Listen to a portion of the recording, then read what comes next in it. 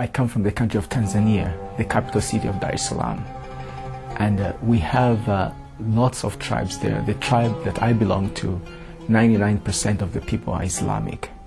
As a Muslim, I felt that we're like a chosen people, very unique, a chosen people. And I grew up in a very religious family. I went to an Islamic school when I was a small kid. I helped my father in some Islamic duties, like to help with prayer and things that needed to be done in the mosque. My father himself is a great leader within the Muslim community. He's a sheikh, and then I have uncles, I have brothers that are Islamic clerics. So I kind of grew up in that environment, and my understanding of Islam was that Islam was everything to us, to me. So I had that passion, I had that hunger for the truth as a Muslim. And as I was searching for truth, I came across Christians. The Christians in my country, they have a special program to reach out to the Islamic community. And one of the strategies they use is to befriend the Muslims. And they get to know them on a personal level.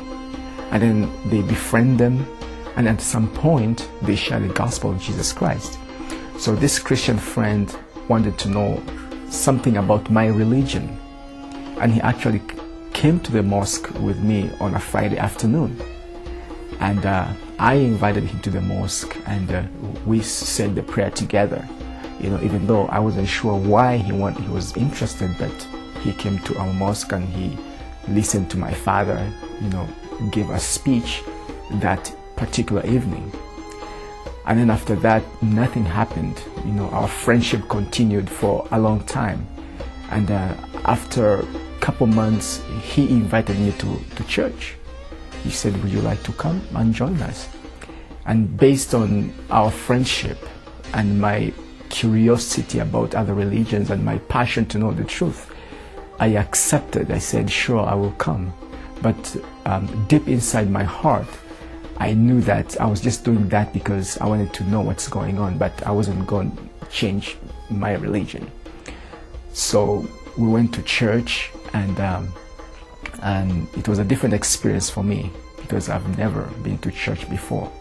The message of the preacher that day was about God's covenant. And he said that, the God of the Bible is a God of covenants. He makes covenant with his people. You read throughout the Old Testament, the New Testament, he has made all kinds of covenants. And then this is interesting because he gave this example, and he said, for instance, you go to your neighbor's friend, your neighbor's house, and you decide to work for him. You sweep his house, you mop his floor, or you do anything good. Your neighbor will be very happy if you do something like that. But at the end of the day, if you ask him to pay you money for what you have done, he or she has the right to say no or yes based on the covenant. If there was no covenant that was made, they can say no. So in other words, your works are in vain. So he kind of related that to how important covenants are with God. And without that covenant, it doesn't matter what you do in life.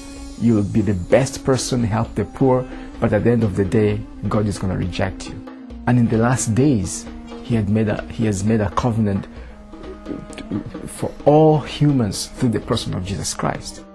What strikes me most is that I heard God explained in a way I've never heard before in my life. So it's like I had my own way of doing things. I go to the mosque, I hear people share in a certain way, but this was completely new. I've never heard anybody explain God from that perspective. This was different. This was different. And so I was curious, and that's why my friend came in. He was waiting for me to reach that point so that he can share with me the gospel. So he bought me a Bible, and we began to read the scriptures, from book to book, but most of the time we were arguing, exchanging ideas, and he would invite me to church. I'll go to church with him, but I didn't want my people to know, because, I didn't want anybody to find out.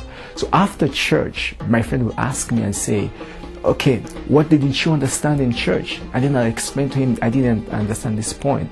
And then we'll engage ourselves in a lengthy discussion. And then it reached a point where, after 10 months, I slowly began to understand the mission of Jesus. Why Jesus and not any other person, And I can say that it was the work of the Spirit, because I didn't know everything, but that understanding of the mission of Jesus Christ began to sink in me, and I knew that I needed to know more about the Messiah. What helped me is that hunger for God was so strong in me as a Muslim in general, because I wanted to be a Muslim cleric. That was my goal. So after Christ was introduced to me, I knew that, if life was to be meaningful, I have to believe in this Messiah, based on what my friends explained to me and based on what I read from the scriptures and the discussion that we had together, So I knew that if life was to have meaning, I needed to know this Messiah.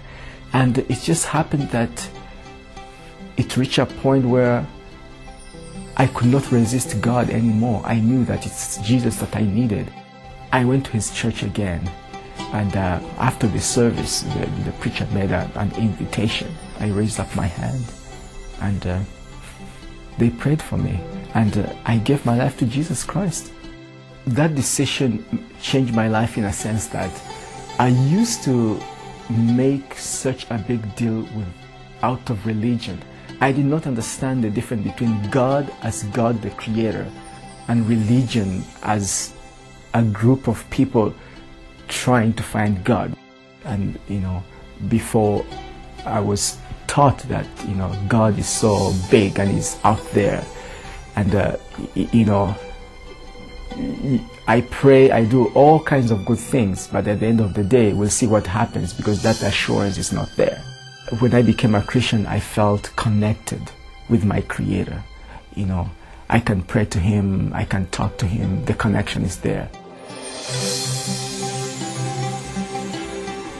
When I speak to Muslims, I will try to help them understand the difference between God and religion. There is a difference, because I think that's where the confusion comes.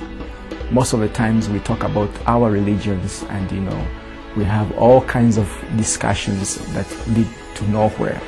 But I want them to see that there is a God who created the universe, created everything, and is interested in each one of us. And it does not matter what religious background you come from, what social status you come from, or whether you are rich or poor. He is interested in you, and He wants to make a difference in your life.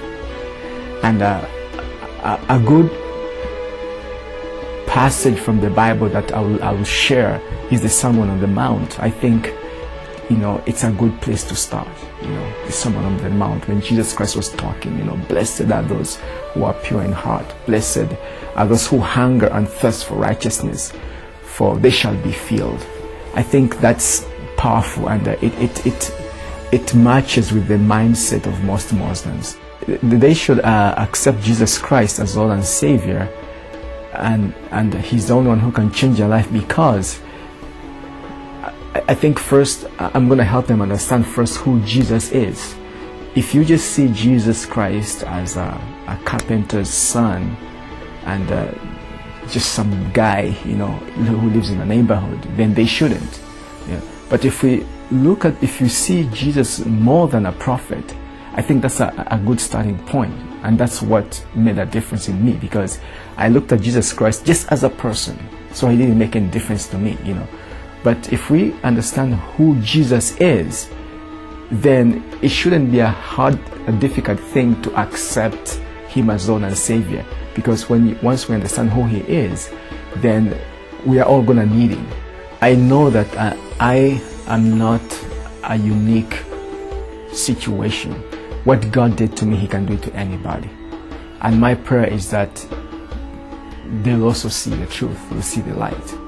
And I know that is possible because, if I came out of, that background and He pulled me out, He can do it to anybody, and that's my prayer.